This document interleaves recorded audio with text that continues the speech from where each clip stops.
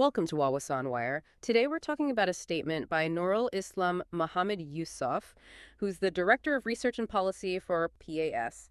He's publicly called for two key ministers to resign. He said, and this is a direct quote, "This is not a political write-up, but a demand for ministers to be responsible for what happened in the Zara Karina case."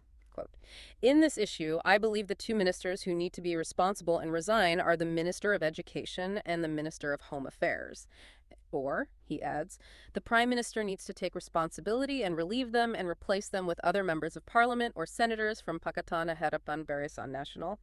It's pretty direct. I mean, a public call like that demanding resignations over a specific tragic case. What are your first thoughts when you hear something like that? Okay, so let's break this down.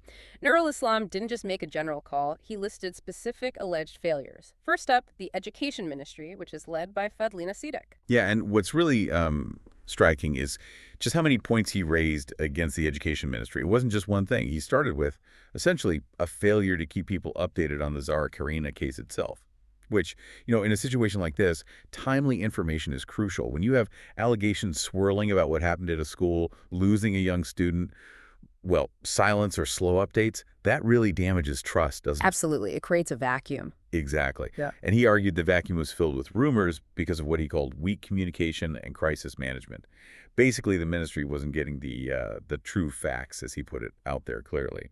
Then there's the issue of the principal and the ward in the school. He claims their transfer was delayed. It wasn't proactive. Apparently, it only happened when protests were about to kick off. So reactive rather than responsible, in his view. That's the implication, yes.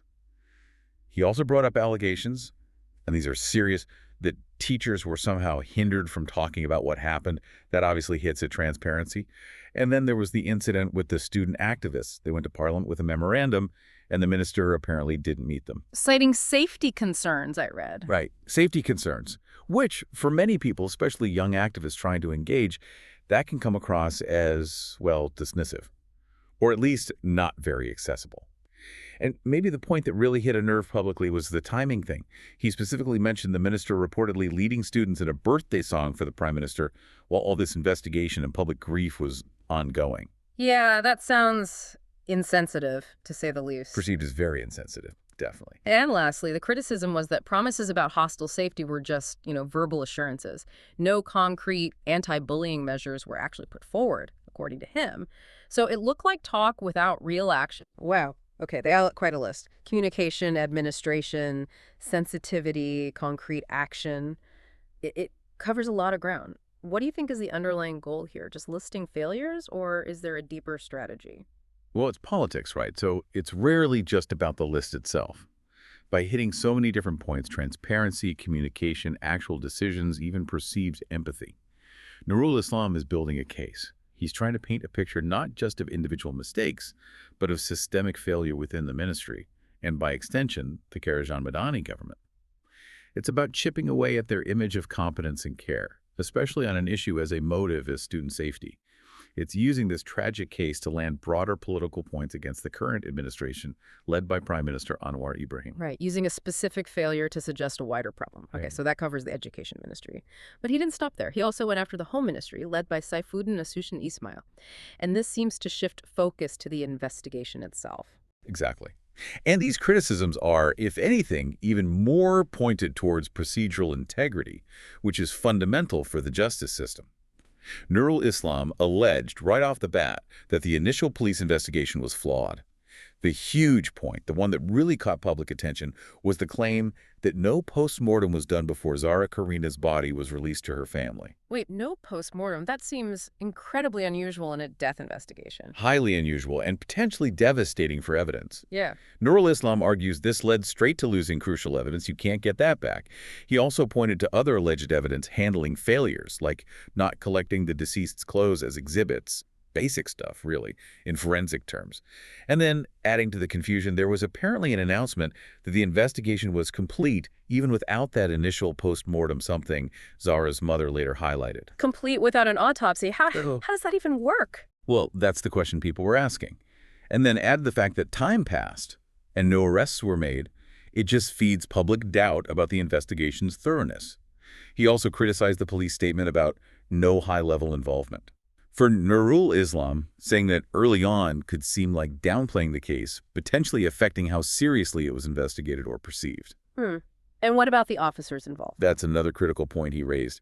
The investigators were apparently subject only to an internal integrity probe for standard operating procedure, or SOP violations, not a criminal investigation. Okay, so that's a big difference. SOP violation versus potential criminal negligence or obstruction. Precisely.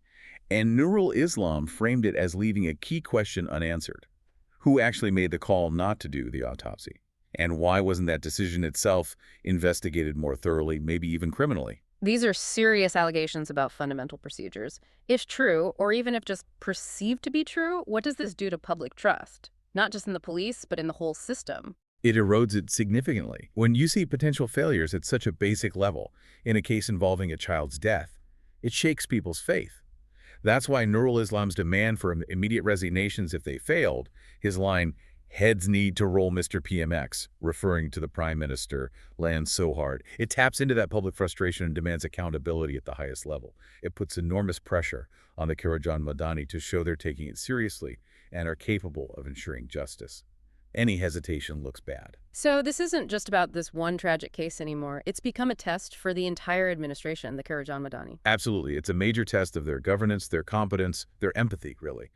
But Nurul Islam didn't just criticize and demand resignations. He took another step, which is politically quite interesting. He actually suggested specific replacements. Right, he named names. Who did he suggest? For the Education Ministry, he put forward Noraini Ahmad. She's a well-known female leader from UMNO, the United Malays National Organization. And for the Home Ministry, he suggested Ahmad Zahid Hamidi. He's currently the Deputy Prime Minister and also the Minister of Rural and Regional Development, and importantly, he's the President of UMNO.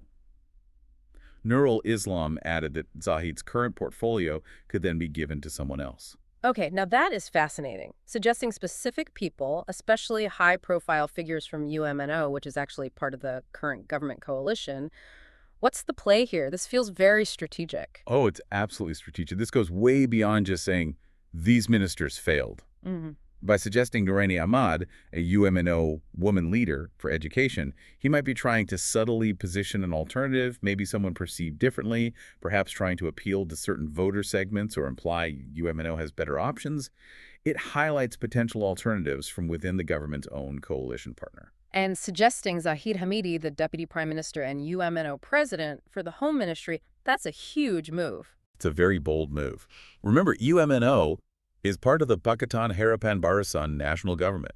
PAS is in opposition. So, by suggesting a top UMNO leader take over a key ministry currently held by someone from Pakatan Harapan, Nurul Islam is doing several things. He's obviously criticizing the current minister, but he might also be trying to stir things up within the coalition itself. Maybe trying to boost UMNO's influence or perceived importance within the Karajan Madani, or perhaps creating pressure on the Prime Minister by suggesting his own deputy take on this critical, troubled portfolio. So it could be seen as an attempt to reshape the power dynamics within the government, coming from the outside. Potentially, yes. He framed it as a way to calm public anger towards the Karajan Madani, which sounds helpful. But politically, suggesting specific replacements, especially from a coalition partner like UMNO for roles held by Pakatan Harapan ministers, is the classic maneuver. It could be aimed at creating leverage, sowing a bit of internal tension or signaling preferred alliances, all while appearing to offer a solution to the problem he highlighted. It's complex Malaysian coalition politics at play. It really makes you think. When a tragedy leads to these calls for accountability and then these very specific political suggestions emerge, it forces you to ask, how much of this is genuinely about finding justice and responsibility for what happened, and how much is driven by underlying political strategies and power plays? And, maybe most importantly, how does that whole dynamic ultimately impact the search for real answers and justice for the family involved? Lots to consider there. Remember to like and subscribe for more videos like this.